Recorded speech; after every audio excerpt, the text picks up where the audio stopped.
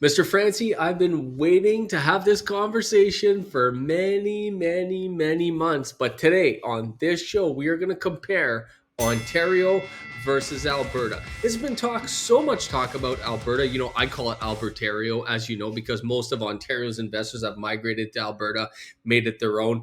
But today's the day where we talk about whether or not maybe you should be buying in Ontario, not Alberta. And that's a topic I want to debate with you right now. JG, there might not be much of a debate. The tides are shifting, but we're going to share with everybody listening why they're shifting and how. So hold on, does that mean I can call you Mr. Ontario now? Like, am I forever not calling you Mr. Alberta? Now I'm calling you Mr. Ontario? JG, cut it out. I'm agnostic. I'm telling you, I just go where it makes sense based on the economic fundamentals. That's it. Okay, well, let's get into it real quick then. So why are the tides shifting? And tell me, why is Ontario all of a sudden starting to make sense where you've been pushing Alberta for a long, long time now? It's been many years of Alberta this and Alberta that. and there's Alberta everywhere. Why is Ontario starting to make sense? I've been saying certain things along the way, which I'll get into in a moment. But from your perspective, why are the tides shifting? Well, listen, the cycle is changing, and we have to be aware of that cycle. We always go back to treating your real estate investing like a business, looking at the economic fundamentals that are driving a market.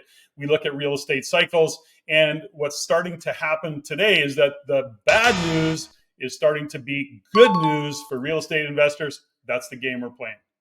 Yeah, interesting how, as the tide shift, as you mentioned, and I think one of the biggest things, and we've got to talk about this because too many real estate investors, and I have this debate with people all the friggin' time, which is they're looking at real estate, but they're thinking about real estate this year, next year, the year after that. When you invest in real estate, Patrick, you have got to have a long-term outlook. We like to say, I know you like to say, 8 years minimum. A lot of people think in 5 year increments because of their mortgages are in 5 year increments, but really it's 8 year increments when it comes to real estate. That we've seen that make more sense over the years. So if you think about like 8 years, 16 years, 24 years, you got to ask yourself the question, where does it make sense to be investing? And right now, the reason Ontario is making a lot of sense, and we're actually going to dive into some deals and show you some actual opportunities on this show a little bit later. But the fact is the market is really not great in Ontario. And it is at this point where the deals show up. And I've been saying for months now, Patrick, how many times have I said to you, you and I on this show, outside of this show, I've been telling you about the incredible deals I'm seeing in Ontario. There's so many great opportunities right now in Ontario, and so many people have put the blinders on. We'll talk about that as well, why they got the blinders on. But right now is the moment where if you're investing for 8 years, 16 years, 24 years, Ontario makes a lot of sense. If you're investing for this year, next year, yeah, go fill your boots in Alberta. But the bottom line is a long-term outlook. All of this was smoothing out over time.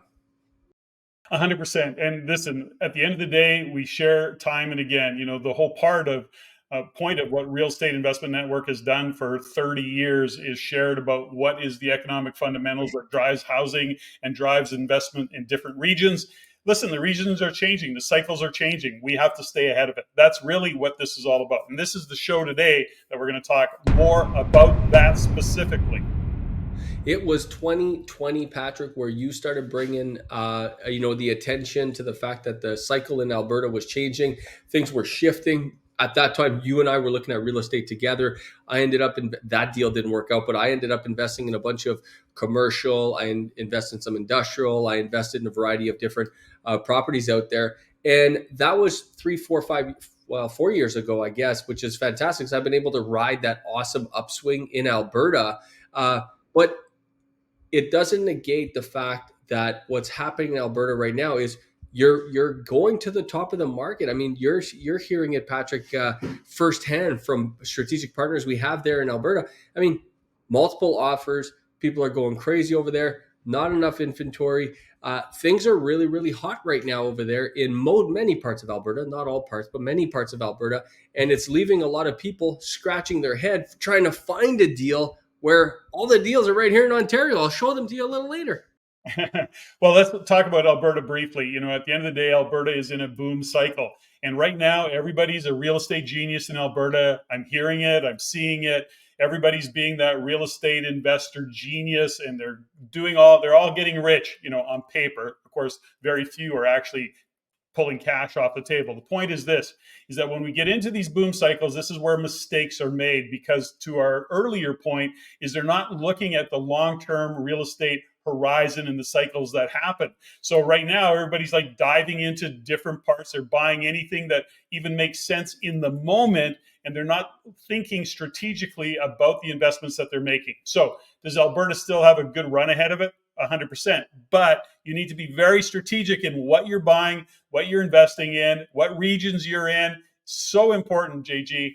But having said all of that, back to what you just shared, is when we look at what's happening in Ontario, and we're going to share with you, there's lots of bad news, but that's good news for investors because there's lots of deals to be had. And we know one thing, our largest province in this country with the highest population, it will experience a bit of a downturn, and then you know what's going to happen into the future economically. So that's all to say this. Alberta's booming. Caution, caution, caution. Ontario's not. This is where the opportunities exist, and that's what we're going to be talking about. Ladies and gentlemen, welcome to episode 39 of Rein It In, and we're glad you tuned in because we're going to dig into this and much more on this episode. So remember to subscribe, to like, to share, to comment, get those algorithms cranked up. And by the way, those algorithms also drive content like this to you. It's not just about our show coming to you, it's about other shows. So make sure you like and subscribe, turn on those notifications. Now, folks, we have some other interesting topics we're going to be talking about on today's episode number 39 of Rein It In. We're going to talk about how bad news is actually good news for investors. All the bad news that's happening, and my gosh, there's so much of it, we'll show you. That's actually good news for investors, and we'll talk about that. We're also going to talk about how a lot of real estate investors who are trying to get into the market or are trying to grow their portfolio are operating on an old story of not using their equity. And we're going to talk about how investors should be using their equity to grow their portfolio. Then we're going to show, and Patrick, I don't think we've ever done this before, but we're actually going to share screen and we're going to show some deals that we're seeing in Ontario that are absolute no-brainers for somebody who has a long-term outlook. We're actually going to show those deals. And the last topic of conversation, which is one of my fan favorites and something I get really passionate about, is people trying to time the bottom of the market. Where is the bottom and when should I buy to get the absolute best deal possible? We'll talk about that in timing the market. So ladies and gentlemen, let's dive in. Okay, Patrick, for our first segment today, we're going to talk about how bad news is actually good news. And I've been on this now, you paint me as the eternal optimist, Patrick. I know you do. You talk about my rose-colored glasses. I put my special rose-colored glasses on today. But my God, there's so much bad news out there. And you and I both know that that's actually good news oftentimes for real estate investors, because most of these headlines speak to homeowners, which is not necessarily what we are looking for as investors. And a lot of this stuff that happens in the real estate space that is not great news for homeowners, it's good news for real estate investors. And you have to have that outlook. Otherwise, you'll just cocoon up and go to bed. People should just get back to their cocoons, I think, Patrick. Hibernate for the winter, even though it's spring right now. All this bad news gets some people depressed, but it personally gets me fired up. Well, I think there's a fundamental here that we got to consider. Part of the challenge that we face as educators and as researchers and looking at how we view real estate investing is that we look into the future. So, part of the headlines that we're looking at and about to look at right now is about how office space in Toronto, commercial space is really soft.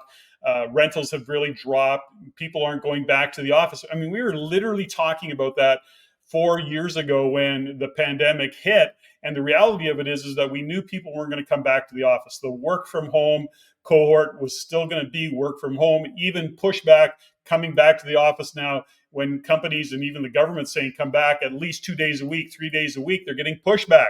So of course, what's happening is these buildings are remaining soft in terms of rental, and that's all catching up. Here's the problem. In the instant gratification world that we live in, whether that's scrolling or whatever it might be, the point is we've now got an attention span that is like 3 seconds long.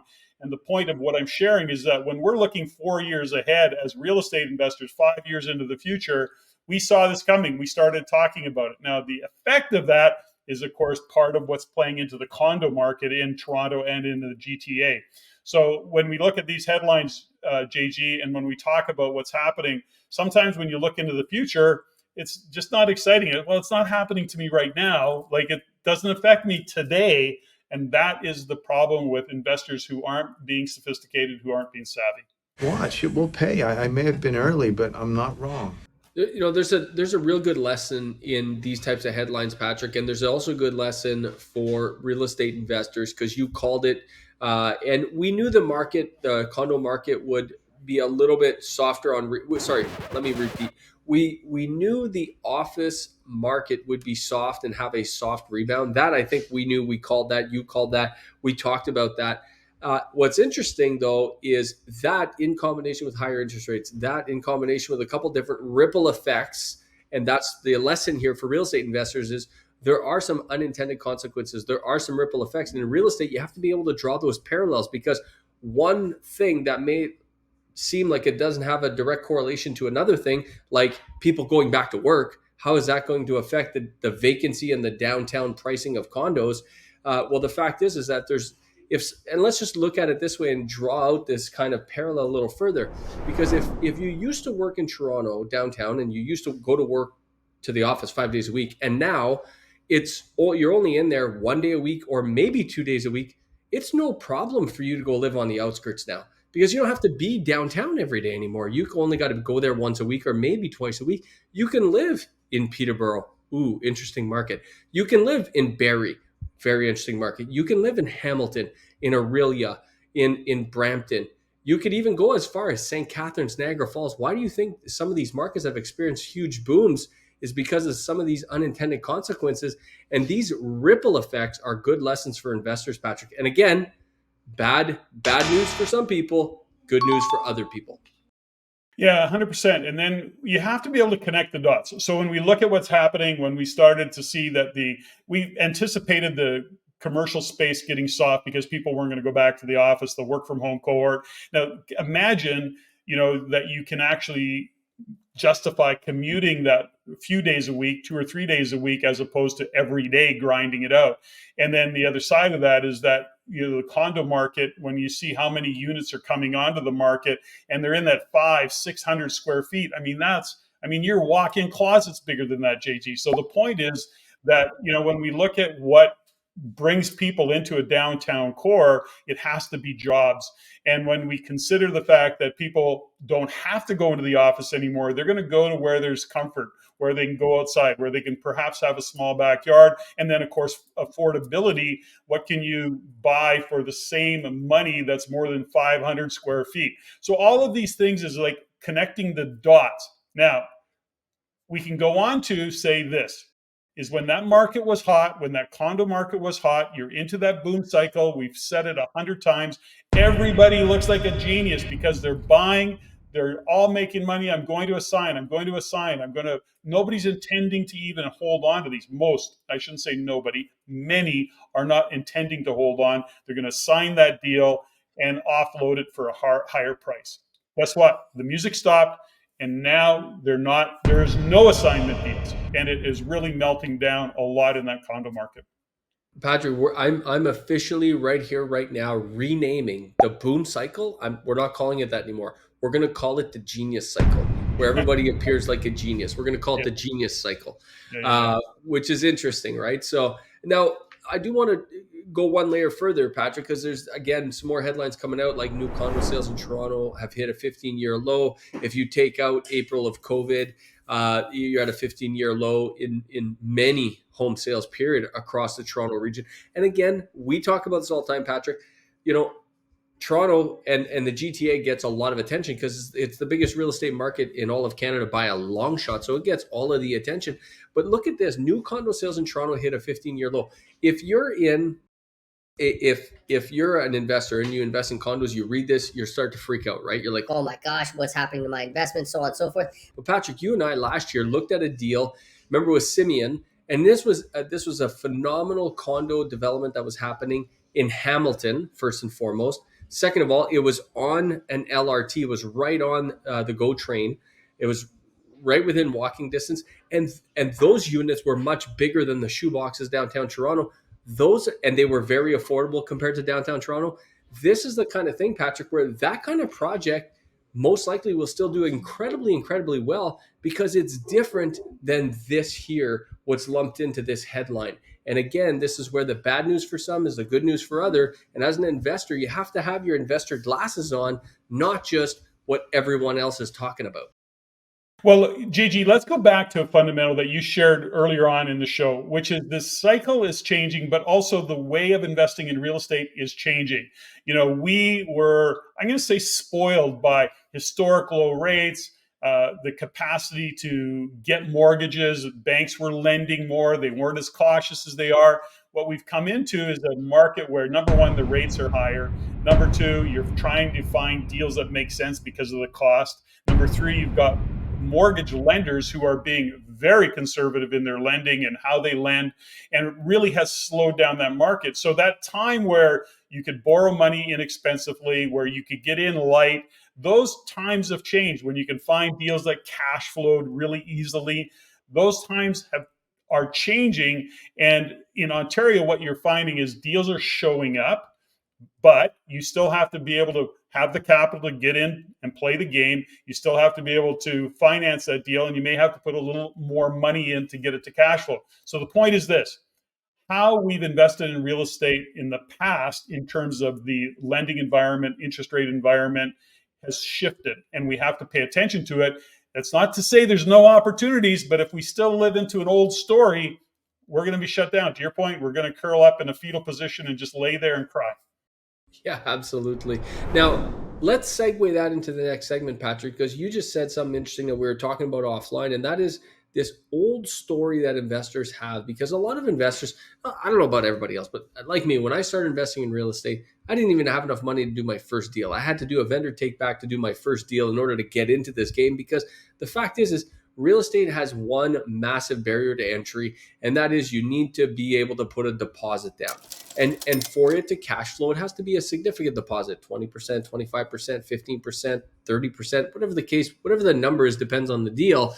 And a lot of people don't have that kind of ceviche, as one of my colleagues says. They don't have that kind of ceviche kicking around. So as a result, it keeps people out of the market, and they develop this pattern where they're only looking at deals, and they only look at things where if they can't put 5% down and cash flow, they're not going to do the deal. Are you saying I'm wrong? Geometrically speaking, yes.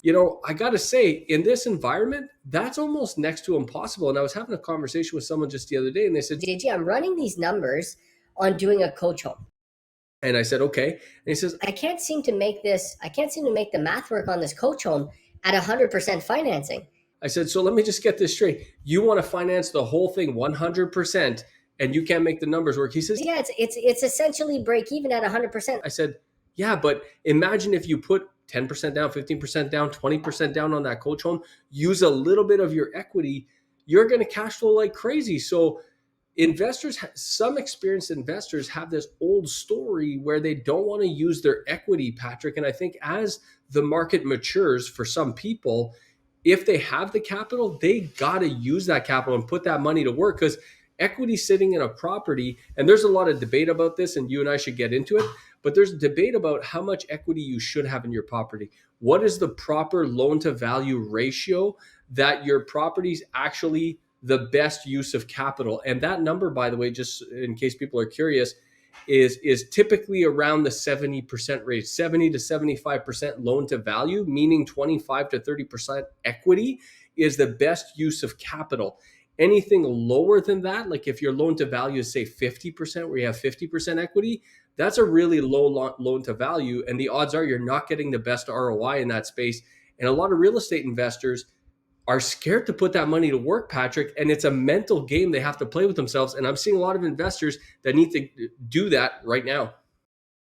Well, I think there's a fundamental that we can't step over here. So I'm going to try and explain this in a way that I know you'll get it right away, but we were spoiled in terms of low interest rates and easy lending. We were able to get mortgages. We were able to finance 90, 95, 100%.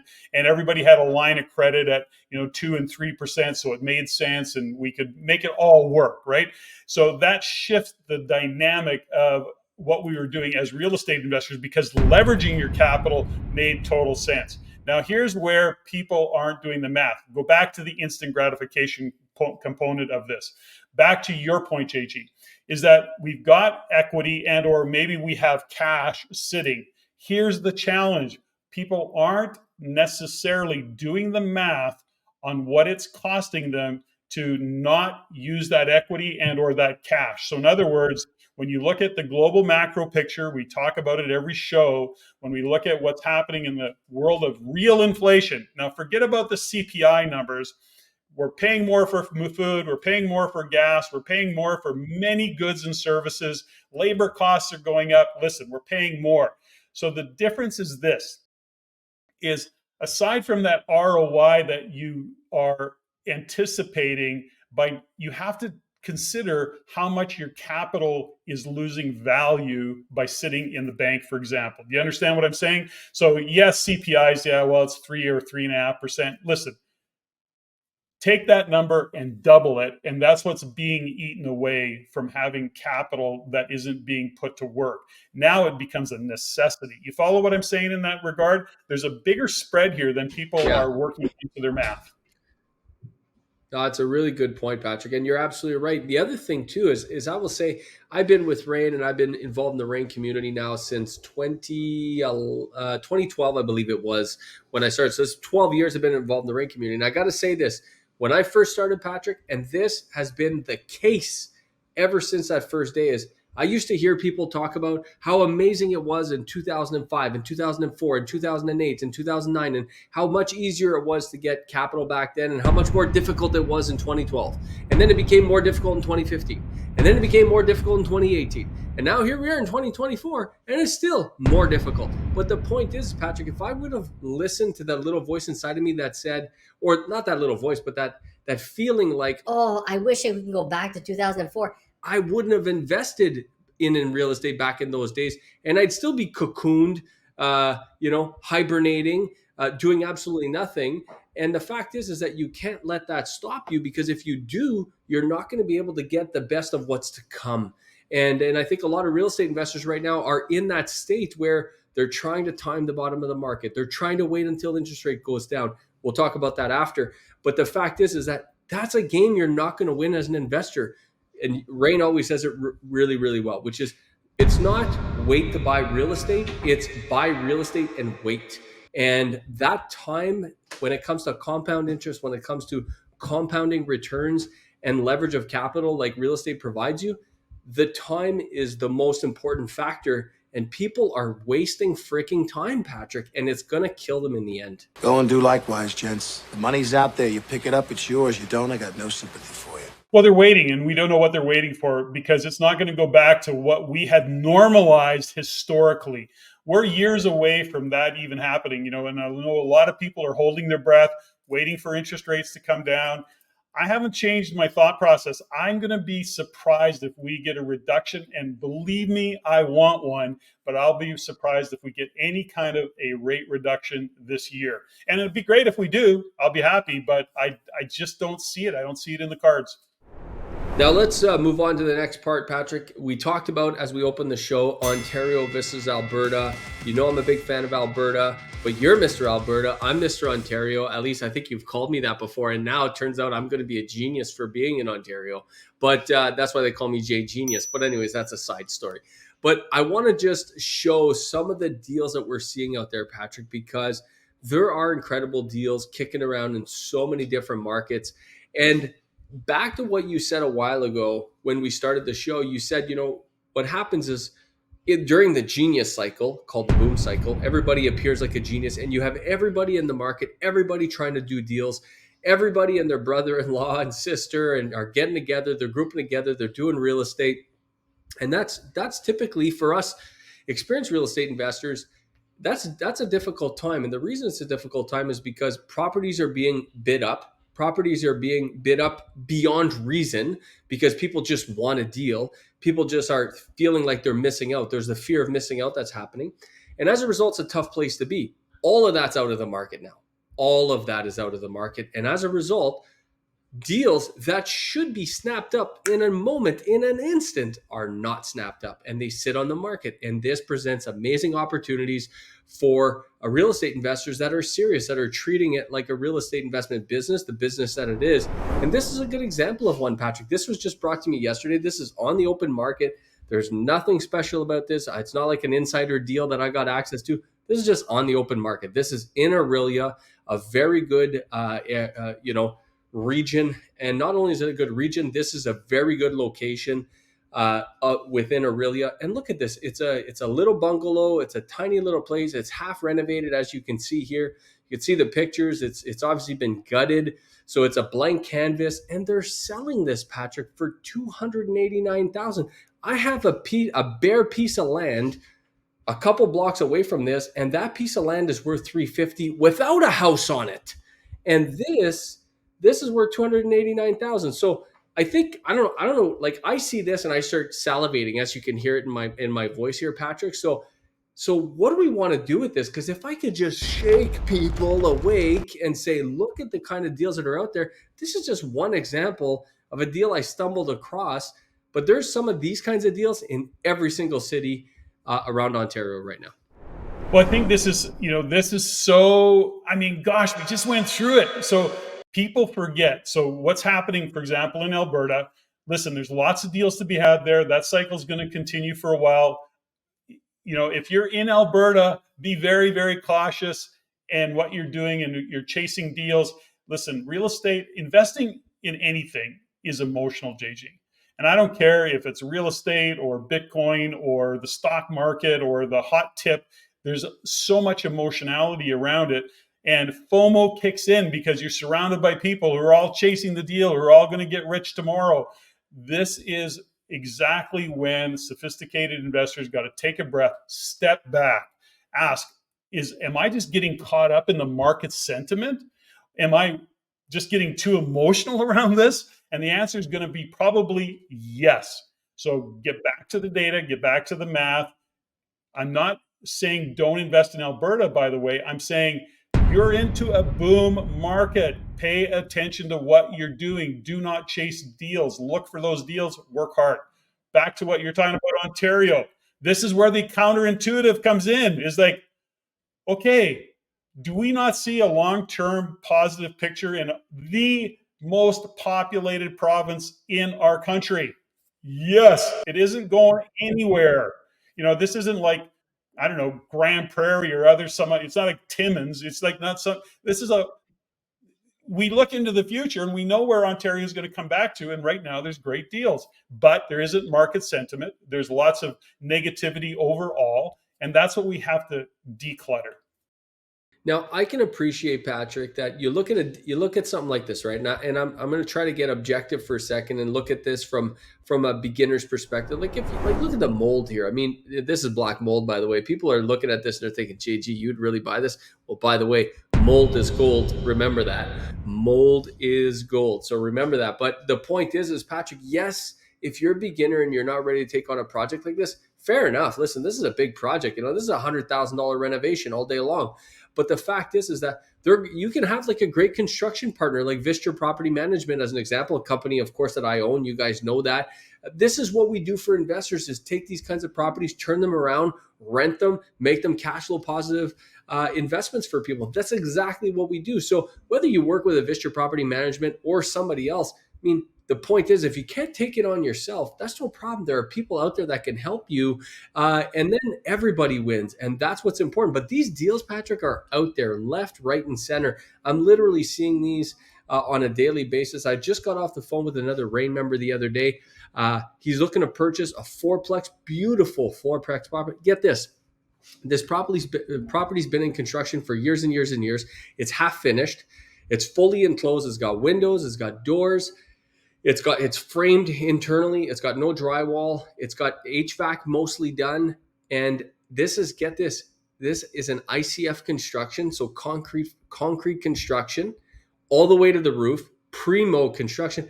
He's probably going to get this building for half price. Half price. Half price. I mean, that's the kind of possibilities that are out there for people that got their eyes open. And I really think, Patrick, and I don't want to get all woo-woo on this, but how you look at the market. And I want to tie this back to our original starting segment of bad news is good news. How you view the opportunities really says everything, and really is going to determine how you react to this kind of market. If you see this and you see nothing but bad news, well, that's what it is. It's nothing but bad news. If you see this and see nothing but opportunity, that's what it is. It's nothing but opportunity. How you view the market is really important. And that's in everyone's self control. That's up to them to control that, not let the friggin' media control it for them.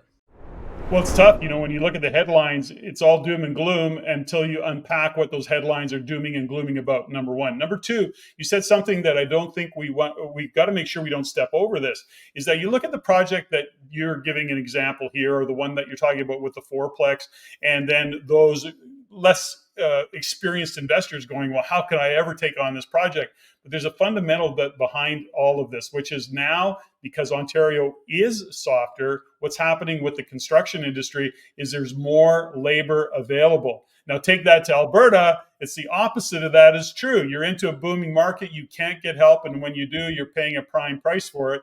You actually have been hiring because of what you've got going on, and there's labor available. Now, do you still have to screen? Do you still have to get the right people? Yes, but it's way different today than it was even a year or a year and a half ago.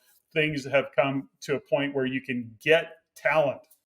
And I've been saying that, Patrick. I've been saying that since for the last 4 months now. I said there's been a real shift in the labor market. I was on the Rain stage saying this. I've done videos on this. I've done other speaking engagements on this. But definitely the labor market has changed, especially in Ontario. And I have one particular budget. This client, we started this project in September this year. We did a full budget on it.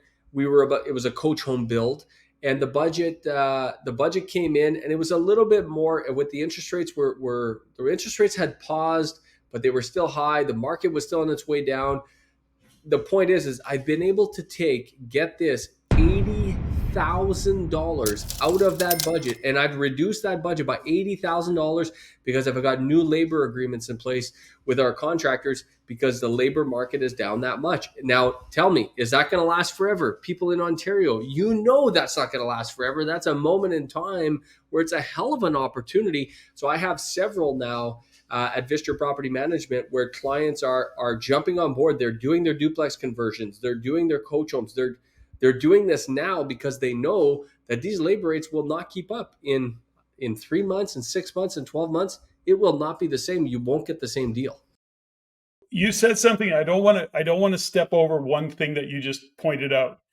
And that is on the property management side. So those of you who have got existing portfolios, who have been putting off some maintenance, who have been putting off maybe a bit of an expansion, whatever that might be, now's the time to start shopping that and consider that given the labor market and what you can gain. So I just don't want to step over that point, is that in these markets, we've been maybe kicking the can down the road on maintenance because of the cost or the challenge finding the right talent.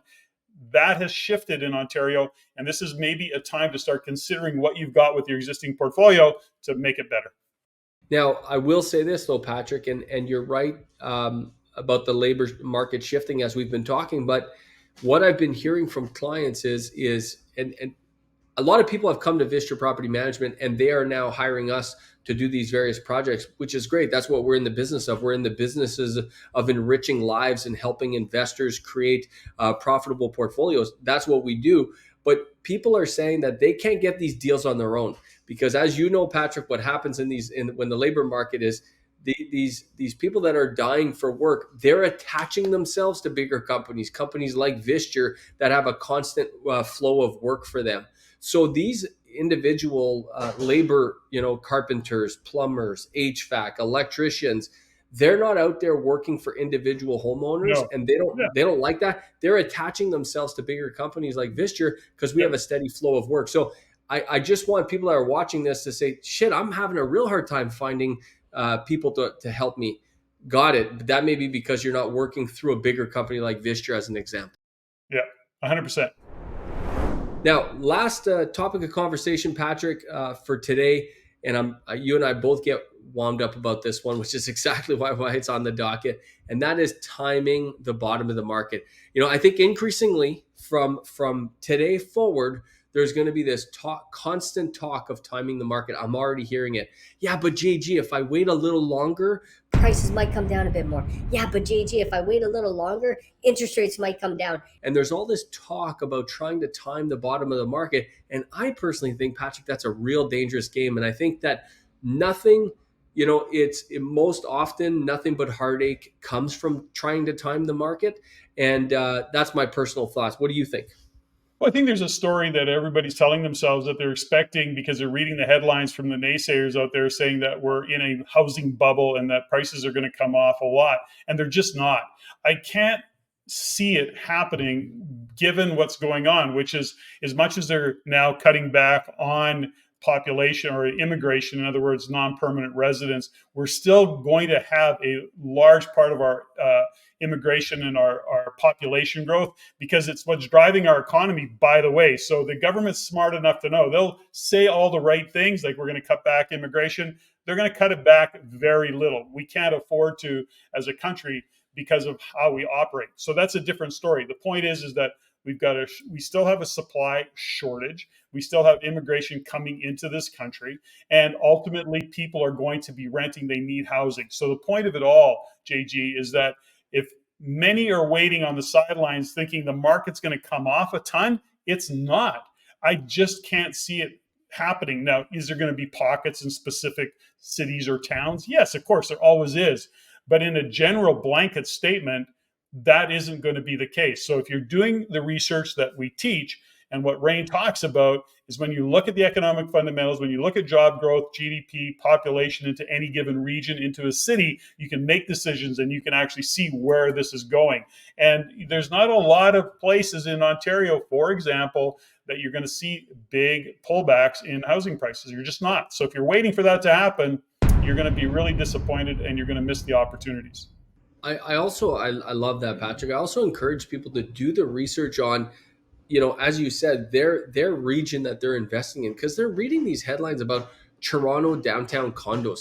What the hell does that have to do with Peterborough duplexes and triplexes? Absolutely nothing. So the fact is yeah, you may have one category that's either being compressed or a category that's struggling to get appreciation, or a variety of reasons could be happening and why that's happening over there. That doesn't mean that's happening to the entire market. And a lot of people just don't know that.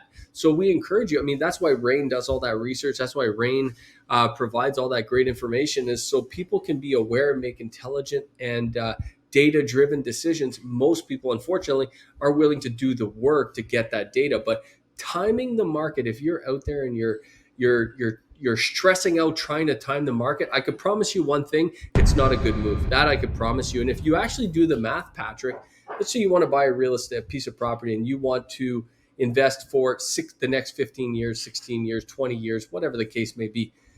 That little bit of money that you think you're going to save on the entry price, if you look at over the course of your ownership of that property, it makes very, very, very little difference. And the problem is that by constantly trying to time the market, it's not the right mindset to get into the market. And as a result, you end up never getting into the market. And Patrick, you and I have seen story after story after story of people who said back in 2009 that are still waiting to time the bottom of the market. And they should have been buying real estate this whole friggin' time, but they haven't been. They're still trying to time the bottom of the market because it wasn't 2009 and then it went up in 2010. And then, you know what I mean? It's just not a good attitude for real estate investors. Timing the market is just a crappy strategy. That's a very sophisticated term, crappy strategy. I was trying to be polite, but I couldn't hold it anymore. Okay, JG, like we said at the beginning of the show, the bad news, and there's lots of it, is good news for real estate investors and for you listening. Next episode, maybe we'll get into some more charts. Or do you like this format better? Let us know. Put it in the comments. Charts, no charts, what would you like to see? If you like what you learned here, go to the description below and subscribe for our free Insiders newsletter, where you can also stay up to date for our upcoming events and our courses.